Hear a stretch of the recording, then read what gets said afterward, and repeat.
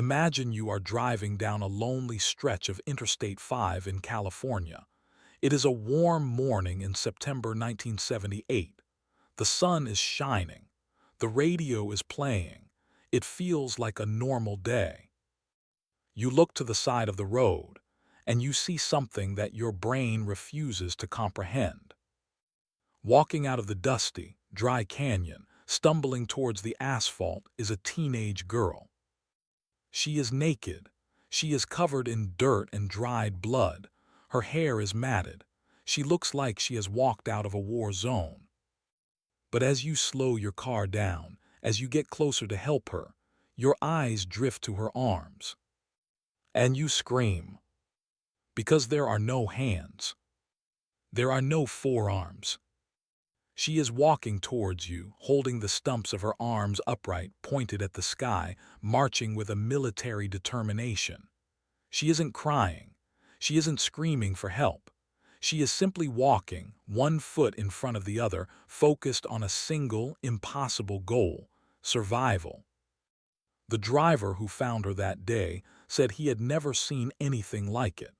He said she looked like a statue of determination carved out of pain. When he opened the door, she didn't collapse. She didn't faint. She looked him in the eye and said, "I have just been raped and my hands have been chopped off. Please help me."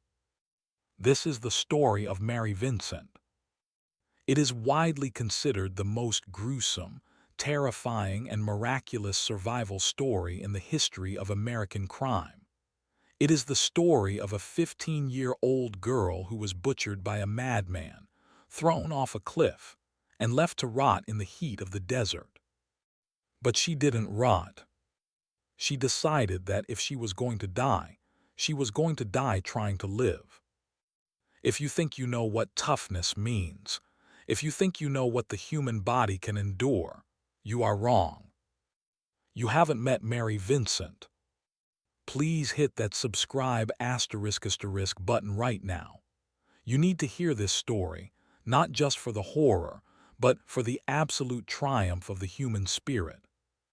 To understand how this nightmare began, we have to travel back to a different America. 1978. This was the era of the hitchhiker. It was common.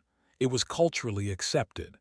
Young people, hippies, dreamers, they stood on the side of the road with their thumbs out looking for adventure. We didn't have the same fear of stranger danger that we have today. We didn't have cell phones. We trusted people. Mary Vincent was 15 years old. She was an artist. She was a dancer. She was a free spirit. She was trying to get from Berkeley, California, to her grandfather's house in Corona. She had hitchhiked before. It was just how she got around. On September 29, 1978, she was standing on the roadside in Berkeley. A blue van pulled over. The driver wasn't a scary-looking monster. He was an older man, 51 years old. He was balding. He wore glasses. He looked like a grandfather. He looked like an accountant. His name was Lawrence Singleton. He rolled down the window. He smiled. He asked her where she was going. "Corona," she said. "Hop in," he said. "I'm going that way." Mary got in. For the first hour, everything was fine. Singleton was polite. He asked about her art. He seemed harmless. But then something shifted. Mary noticed he drove past the turnoff for the highway. "Hey," she said, "you missed the exit." Singleton ignored her. He just kept staring ahead. The friendly grandfather mask slipped, just a fraction. He said, "I'm going to take a shortcut." But the shortcut wasn't a road. It was a descent into hell. Singleton drove the van off the main highway and into the desolate canyons of the Central Valley. The landscape changed. It went from busy roads to dry, rocky, empty desert. Mary started to panic. "Let me out," she said. "I want to get out." Singleton stopped the van, but he didn't unlock the door.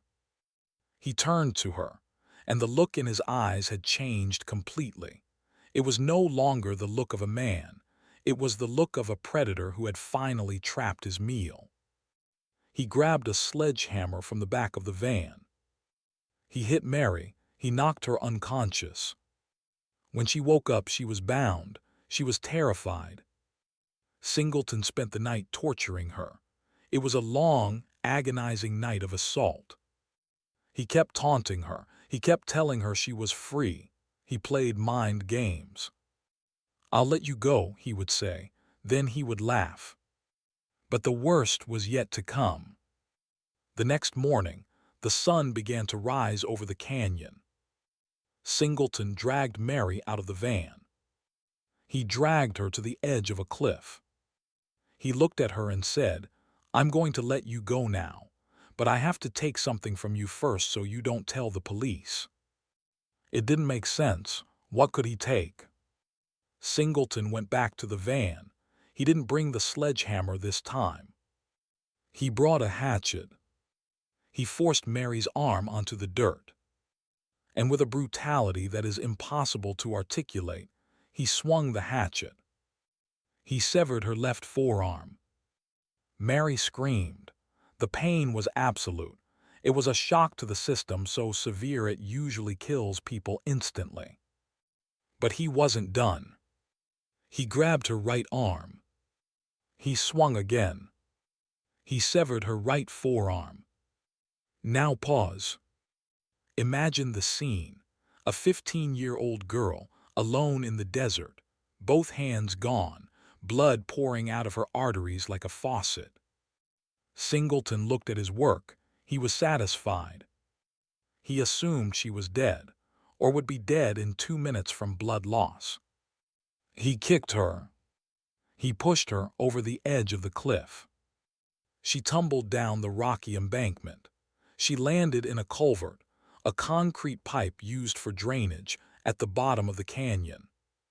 Singleton got in his van. He drove away. He left her there to become just another missing person statistic. This is where the victim usually dies. The human body contains about 5 liters of blood. When you sever the radial and ulnar arteries in both arms, the heart pumps that blood out at a terrifying rate. You have minutes, maybe less. Mary Vincent landed in the dirt. She was naked, she was in shock. But as she lay there, listening to the sound of the van driving away, a voice inside her head woke up. It was a primal voice, a voice of pure rage. She later said, "I was so angry. I wasn't going to let him win. I wasn't going to let him take my life." She realized the problem immediately: the blood. She knew she couldn't tie a tourniquet. She had no hands to tie a knot. So what did she do? She did something so smart, so instinctive, that doctors later said it was the only reason she lived. She saw the dirt, the mud at the bottom of the culvert. She jammed her stumps into the dirt. She packed the open wounds with clay. It sounds like a recipe for infection, and it was. But in the short term, the heavy, thick clay acted like a cork. It compressed the arteries. It slowed the flow. Then she realized she had to keep her arms up. If she lowered them, gravity would pull the blood out. So she held them up, like a surrender or like a victory pose. She held them above her heart. And she started to climb. The cliff was steep. It was covered in loose rocks and thorny bushes. She had no hands to grab the rocks. She used her knees. She used her chin. She used her elbows. She crawled up that canyon wall inch by inch. Every time she slipped, the rocks tore at her skin. Every time she fell, she risked opening the wounds on her arms. But she kept them up. She focused on the breathing, in-out climb. She climbed for what felt like hours. She finally reached the top, the edge of the highway. She stood up. The sun was hot. She was dehydrated. She was losing consciousness. She stood by the side of the road. She saw a car coming. She walked out. The couple who picked her up were horrified. They wrapped her in a blanket. They drove like maniacs to the nearest hospital. In the car, Mary didn't pass out. She knew she was the only witness. She knew that if she died before telling the police, Singleton would get away with it. She forced herself to stay awake. She kept repeating the description in her head. Blue van, bald head, glasses, Lawrence Singleton. When they got to the hospital, the doctors and nurses froze. They had never seen a trauma like this on a living person. They rushed her into surgery. Just before the anesthesia took her, Mary grabbed the police officer, metaphorically, and gave him the description. She gave them everything: the van, the appearance, the name. She survived the surgery. But when she woke up, the reality hit her. Her hands were gone. Her life as an artist, a dancer, it was over. Or at least the life she knew was over. But she was alive. Because Mary gave such a perfect description, the police found Lawrence Singleton quickly. He was in his apartment, acting like nothing happened. When they raided his home, they didn't find the hands. They were never found. But they found the bloody clothes. They found the hatchet. The trial began in 1979. Mary Vincent walked into the courtroom. She wore prosthetic arms, hooks. She was 16 years old now. She stood on the witness stand. She looked at the man who tried to butcher her. And she pointed her hook at him. She told the jury exactly what he did. She described the canyon. She described the hatchet. She was calm, she was articulate, she was terrifyingly strong. Singleton was arrogant. He denied it. He claimed she did it to herself. He claimed drug dealers did it. The jury didn't buy it for a second. He was found guilty ** of attempted murder, kidnapping, and mayhem. But here is the twist that makes your blood boil. In 1979, the laws were different. The judge gave him the maximum sentence allowed at the time. * 14 years. 14 years. For cutting off a teenage girl's arms and throwing her off a cliff. It was an insult. But it got worse. In the justice system, good behavior credits meant you only served half your time. Lawrence Singleton, the butcher of the canyon, was scheduled to be released after only *8 years*. Mary Vincent was trying to rebuild her life. She learned to use her prosthetics. She started painting again. She got married. She had kids. But she lived in fear. She knew the clock was ticking. In 1987, the news broke. Singleton was getting out. California erupted in outrage. No town wanted him. Every time the parole board tried to place him in a city, the residents protested. "We don't want the mad chopper here." Eventually, he was released to a trailer on the grounds of San Quentin prison, because it was the only safe place for him. Mary Vincent went on TV. She warned the world. She said he is going to do it again. He isn't fixed. He is a monster. She screamed it from the rooftops. But the law was the law. He had served his time. He moved to Florida. He changed his appearance. He tried to disappear. Fast forward to 1997, 10 years after his release. Tampa, Florida.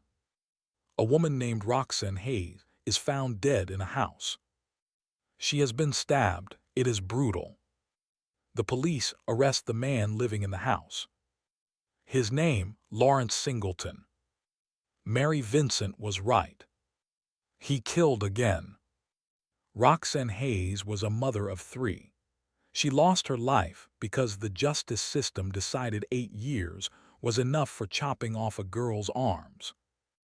The trial in Florida was different. This time, it was a death penalty case, and the prosecution had a secret weapon. They called Mary Vincent. Mary flew to Florida. She was an adult now, a mother. She walked into that courtroom. She sat on the stand. She looked at Lawrence Singleton, now old, frail, pathetic. And she testified again. She told the Florida jury what he did to her in California 20 years ago. She showed them her arms. Her testimony was the nail in his coffin. The jury saw the pattern. They saw the evil. They found him guilty of first-degree murder. And this time, the judge sentenced him to death. Lawrence Singleton died on death row in 2001 of cancer before the execution. But he died in a cage, exactly where he belonged. Mary Vincent is a grandmother now. She lives a quiet life. But she never hid her scars. She became a successful artist, and she didn't paint flowers. She painted her trauma. She drew pictures of the canyon. She drew pictures of the hatchet. She used her art to process the horror. In interviews, she says something profound. She refuses to be called a victim. She says a victim is someone who is defeated. I was not defeated. I am a survivor. Actually, I am a warrior. When people ask her how she climbed out of that canyon, she says she didn't climb out for herself. She climbed out for the future. She climbed out because she knew that if she died, he would win. And Mary Vincent hates losing. The story of Mary Vincent is the ultimate example of the victim's perspective. We often focus on the killer's power, but Mary showed us that the victim has power too. She had the power to stay awake. She had the power to plug her own arteries with mud. She had the power to walk to the road. And she had the power to put him away, not once but twice. It is a reminder that the human body is fragile. It can be broken, cut, and scarred. But the human spirit is bulletproof. When you feel like you can't go on, when you feel like you are at the bottom of a canyon and the walls are too steep, think of Mary Vincent. Raise your arms and start climbing. This story leaves me speechless every time. The sheer will to live is unbelievable. Do you think the justice system is to blame for the death of Roxanne Hayes? Should Singleton have ever been released? Let me know your thoughts in the comments below.